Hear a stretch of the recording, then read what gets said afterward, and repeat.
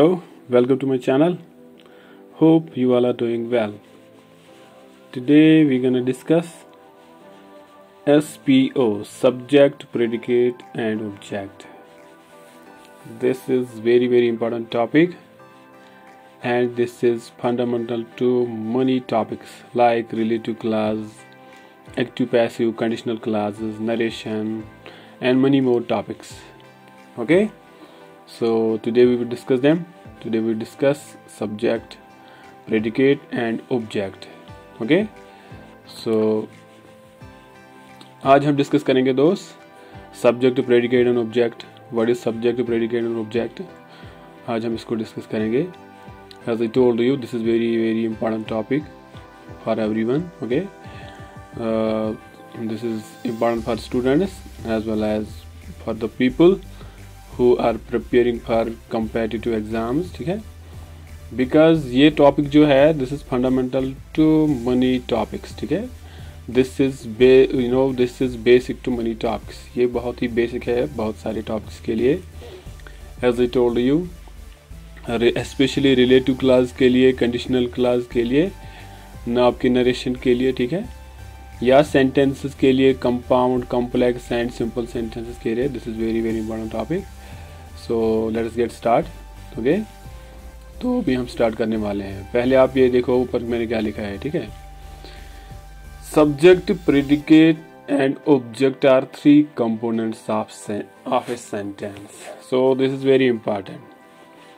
जो सब्जेक्ट होता है या प्रेडिकेट या ऑब्जेक्ट, ठीक है, दीज थ्री पार्ट्स, ये एक्चुअली क्या है, these are three parts, these are three components of a sentence. ये तीन एक्चुअली क्या है, एक सेंटेंस के क्या है, ये कंपोनेंट्स है. कंपोनेंट्स मीन्स पार्ट्स है. ठीक है, these three parts जो है क्या करते हैं, these three parts make your sentence. ठीक है, ये तीन पार्ट्स क्या करते हैं, जब हम इन तीन पार्ट्स को कंबाइन करते हैं ये क्या करते हैं, दे मेक सेंटेंस. फिर उसके बाद ये एक सेंटेंस को बनाते हैं. तो इनको एसपीओ भी बोलते हैं, एसपीओ. ठीक है, आपके टीचर्स ने आपसे सुना होगा, आपके टीचर से. ठीक है, एसपीओ वो इसको एसपीओ भी बोलते हैं. S means subject, P means predicate, O means object. ठीक है, सो एक्चुअली जब आप एक सेंटेंस को क्या करते हो, ब्रेक डाउन करते हो, when you break down the sentence. ठीक है, तो आपको वहां पे ये तीन पार्ट्स देखने को मिलेंगे, SPO, subject, predicate and object. यहाँ पे हमने एक एग्जांपल ले ली है, एक सेंटेंस की एग्जांपल ले ली है. ठीक है, this is an active sentence. ठीक है, ये एक एक्टिव सेंटेंस है.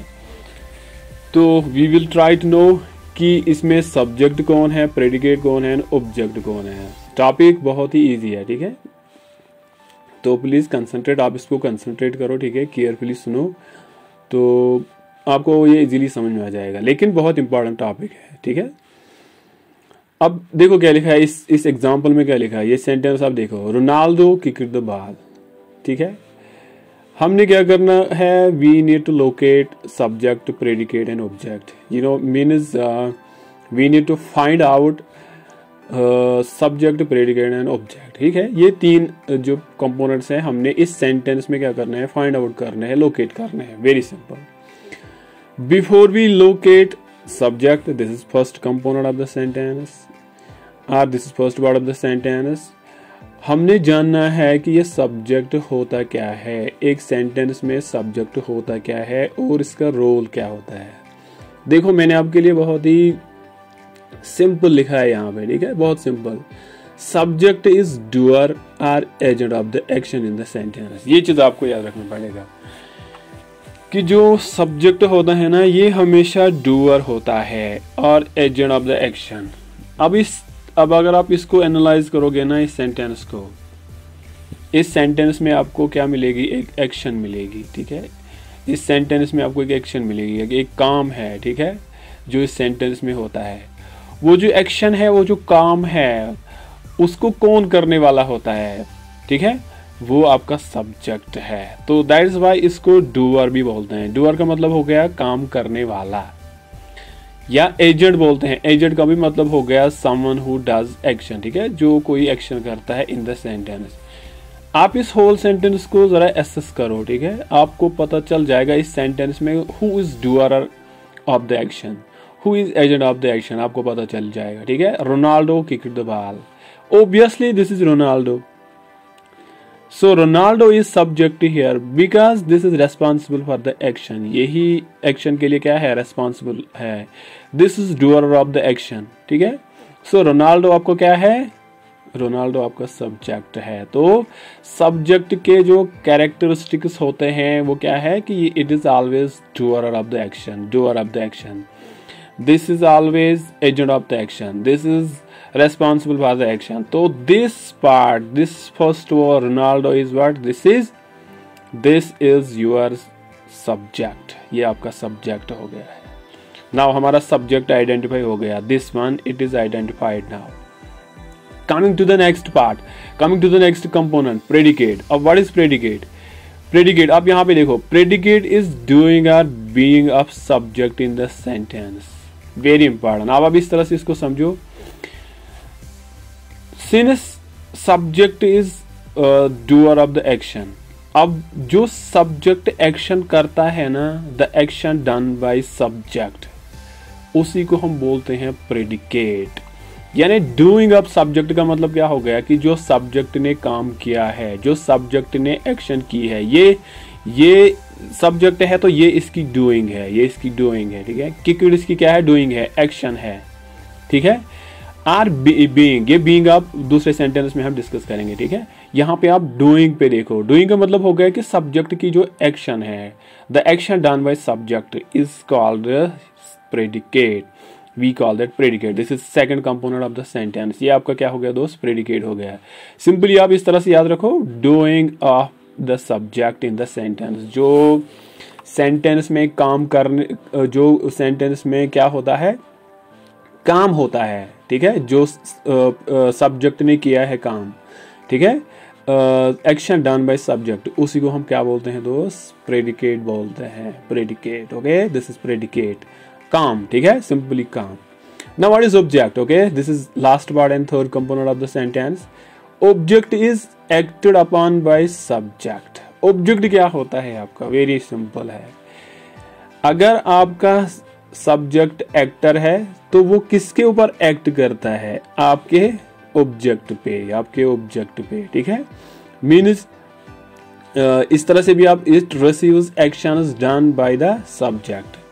सो जो भी जो सब्जेक्ट होता है ना, जो भी वो काम करता है, उसका इफेक्ट डायरेक्ट या इनडायरेक्ट किस पार्ट पे पड़ता है, आपके ऑब्जेक्ट पे पड़ता है। तो इसको आप जरा देखो, Ronaldo kicked the ball.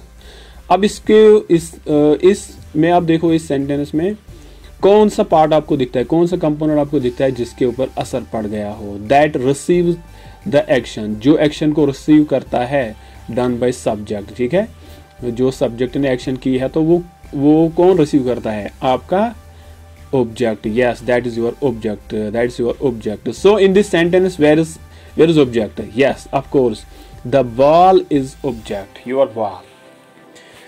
Ball, यहाँ पे बॉल के ऊपर यहाँ पे इफेक्ट पड़ता है ना दोस्त, यहाँ पे बॉल के ऊपर इफेक्ट पड़ता है, ठीक है ना। तो ऑब्जेक्ट क्या है, वो पार्ट है, वो कंपोनेंट है सेंटेंस का, upon which action is done, okay, जिसके ऊपर क्या होती है, एक्शन होती है, मीन्स इफेक्ट होता है। तो this is your object, this is your object, it receives action, it can be direct object and it can be indirect जो है ऑब्जेक्ट। ये आप आगे देखोगे कि ऑब्जेक्ट कब डायरेक्ट होता है और कब।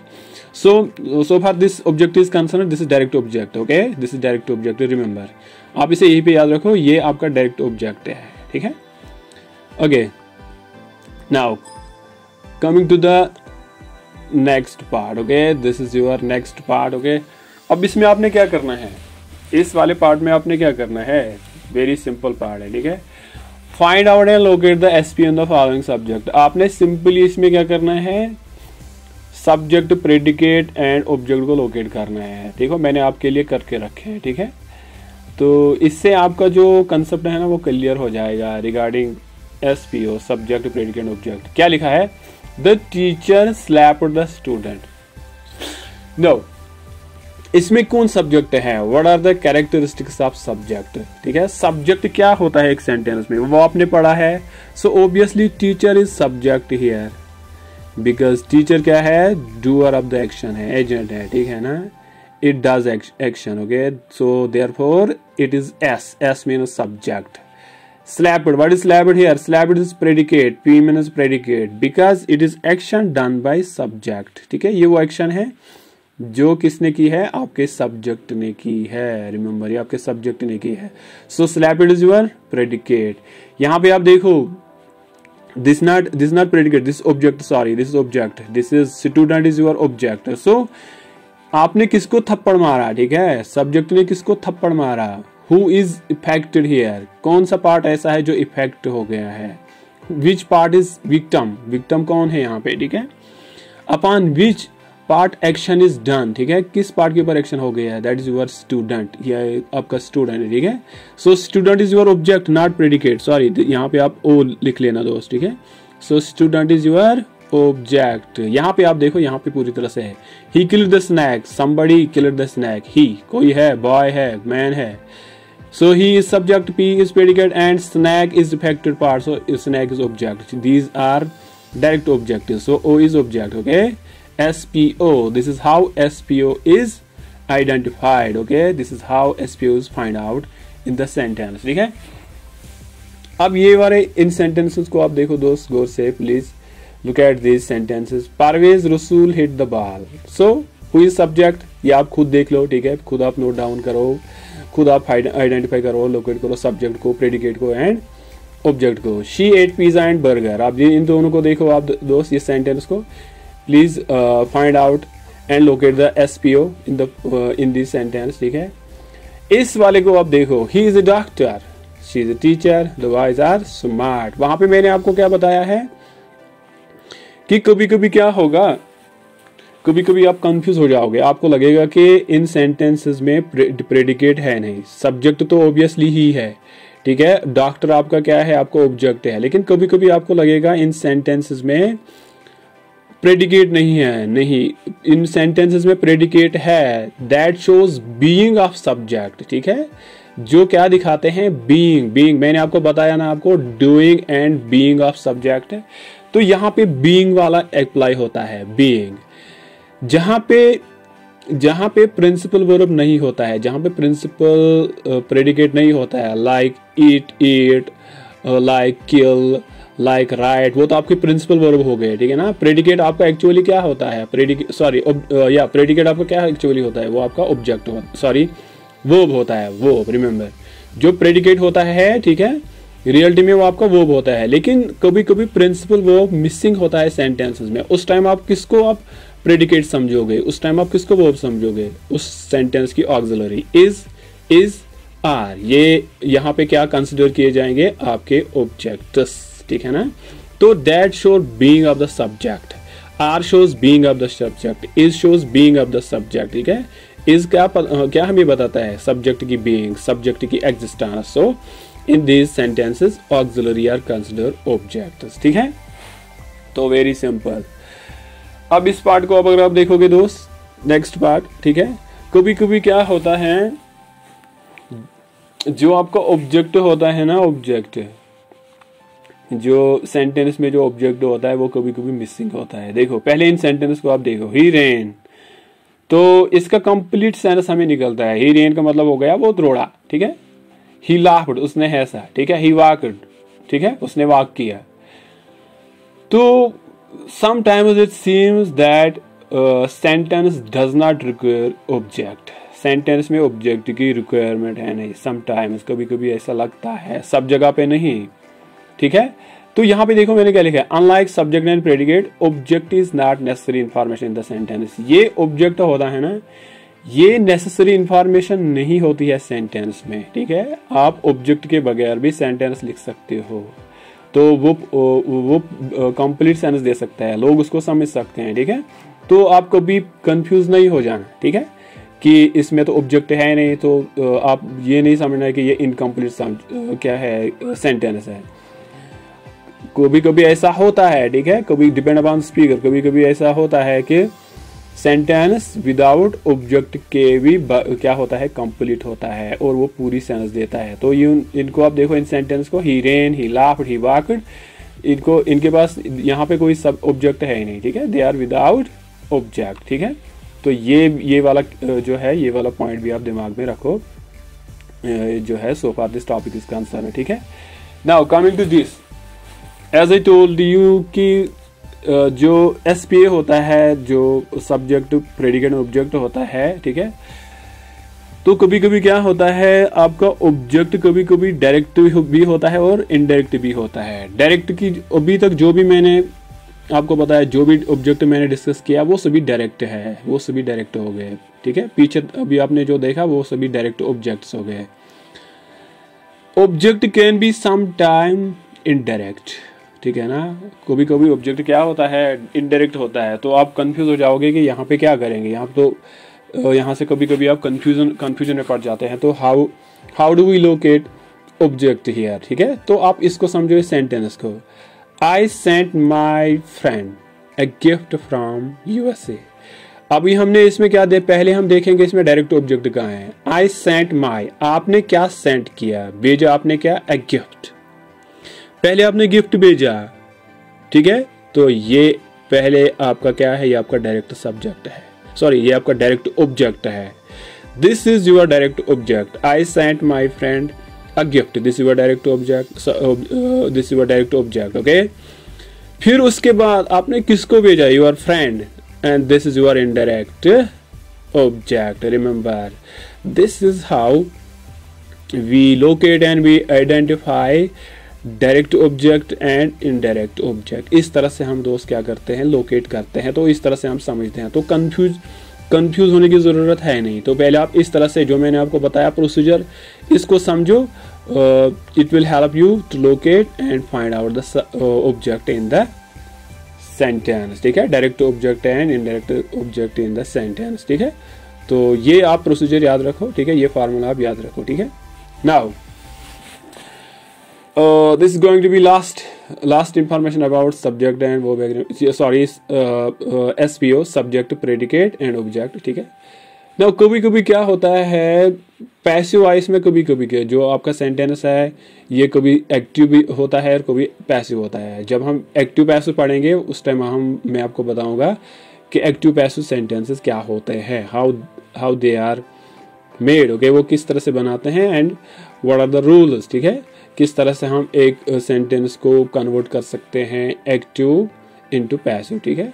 तो यहाँ पे देखो कभी कभी क्या होता है, अगर आपका सेंटेंस पैसिव है तो कभी कभी क्या होता है, जो सब्जेक्ट होता है वो अंडरस्टूड होता है, अंडरस्टूड। अब आप इनको देखो, थीव्स वर अरेस्टेड। अब देखो अगर कोई चोरी करता है ना, अगर कोई चोरी करता है, यहाँ पे आप देखो this is passive sentence, okay. तो यहाँ पे अभी देखो, यहाँ पे पैसिव सेंटेंस है ना दोस्त। तो थीव्स वर अरेस्टेड, यहाँ पे क्या लेगा, थीव्स वर अरेस्टेड। यहाँ पे आपको कंफ्यूजन हो जाएगा, ठीक है, कि यहाँ पे थीव्स कैसे सब्जेक्ट है। थीव्स सब्जेक्ट नहीं है यहाँ पे, ठीक है। थीव्स एक्चुअली क्या है, ऑब्जेक्ट है यहाँ पे, लेकिन पैसिव वॉइस है ना, इसलिए यहाँ पे ये चेंज है। लेकिन ऑब्जेक्ट कैसे अंडरस्टूड है, कैसे हमें पहले ही पता, सॉरी सब्जेक्ट कैसे अंडरस्टूड है, हमें कैसे पता है कि इस सेंटेंस का सब्जेक्ट ये होगा। थीव्स जो होते हैं, थीव्स को अरेस्ट करने का राइट किसको होता है, पुलिस को होता है। यहाँ पे देखो पुलिस को होता है ना। तो इसलिए लोगों को पहले ही पता है कि जब हम बोलते हैं चोरों को पकड़ लिया गया है, तो हमें पहले ही पता चल जाता है कि चोरों को कौन पकड़ेगा, आपकी पुलिस पकड़ेगी। So that is why police is understood, this is subject, okay, this is subject here, and police is understood to the people, police is understood to us, ठीक है। So thieves were arrested, who arrested the thieves, police is understood, okay, that is why यहाँ पे हमने नहीं लिखा है, यहाँ पे thieves पुलिस नहीं लिखा है, ठीक है। as moreover this is in passive voice, ये sentence क्या है, passive voice में है, ठीक है। Student is punished, okay, student को कौन पनिश देता है, ठीक है, कौन पनिश देता है स्टूडेंट को, है ना दोस्त, योर टीचर, आपका टीचर, ठीक है। सो इट इज अंडरस्टूड, अगर स्टूडेंट को कोई पनिश देगा, ठीक है, सजा देता है, तो हमें पता है टीचर ही देगा, ठीक है ना। So this is understood subject. She was promoted to class 11th। जैसे आपको 10th में प्रमोट किया जाता है 11th क्लास में, तो who promotes you? Of course आपका जो बोर्ड है, जेके बॉस है ना आपका बोर्ड, वही आपको क्या करते हैं, प्रमोट करते हैं। तो जेके बॉस इज अंडरस्टूड, ठीक है। अब बहुत सारे स्टेटस में क्या है, बहुत सारे स्टेटस में अलग अलग बोर्ड होते हैं जो उनको प्रमोट करते हैं ना दोस्त, जैसे CBSE वगैरह है, ठीक है। तो यहाँ पे हमने एग्जाम्पल ली है जेके बॉस की, ठीक है। So JK boss is your understood subject, ठीक है ना दोस्त, अंडरस्टूड सब्जेक्ट है। तो आप इस तरह से इनको समझ सकते हो। एक्चुअली आपने यहाँ पे आप क्या कंफ्यूज हो जाओगे कि यहाँ पे क्या सब्जेक्ट है, यहाँ पे कौन सब्जेक्ट है, हु इज सब्जेक्ट हियर, ठीक है। तो वेयर इज सब्जेक्ट। तो कभी कभी ऐसे केसेस भी आते हैं दोस्त जिनको आप इस तरह से समझ सकते हो कि वहाँ पे आपको ये फार्मूला इस्तेमाल करना है, आपने सोचना है कि समटाइम्स सब्जेक्ट्स आर अंडरस्टूड, ठीक है। वो उनको हम पहले ही क्या करते हैं, हमें पता होता है हु आर सब्जेक्ट्स, कौन सब्जेक्ट्स होते हैं दोस्त, ठीक है ना दोस्त। तो ये बहुत ही क्या है, बहुत ही इम्पोर्टेंट इंफॉर्मेशन थी regarding subject, predicate and object. So guys, please subscribe this channel. Thank you very much. Goodbye. Khuda Hafiz and take care.